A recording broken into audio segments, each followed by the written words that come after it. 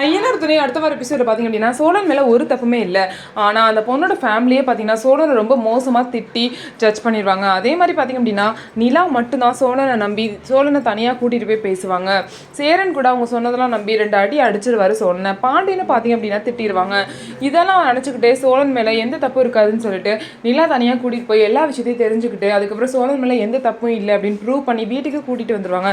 கூட்டிகிட்டு வந்ததுக்கப்புறம் பார்த்தீங்க அப்படின்னா சேரன் சோழன் கிட்ட பேச வரும்போது, நீ பேசாதனே, உன் மேலே செம்ம கோவத்தில் இருக்கேன், நீ இந்த மாதிரி என்ன நினப்பன்னு கொஞ்சம் கூட நினச்சி பார்க்கல, கொஞ்சம் கூட என் மேலே நம்பிக்கை வைக்கல, ஒரு தடவை இப்படி பண்ணிட்டான் அப்படின்னா திரும்ப அதே மாதிரி தான் பண்ணுவான்னு நீங்களாம் நினச்சிட்டு இருக்கீங்க, நிலா கூட சேர்ந்து வாழணும்னு நினைக்கிறேன்னா எப்படி இப்படி ஒரு விஷயத்த பண்ணுவேன், என்னை பற்றி நீங்கள் எப்படி இப்படி நினைக்கலாம், கொஞ்சம் கூட என் மேலே நம்பிக்கை இல்லை, இதுக்கப்புறம் நான் எதுக்கு இந்த வீட்டில் இருக்கணும்னு சொல்லிட்டு கோவப்பட்டு சோழன் வீட்டை விட்டு கிளம்புறாரு.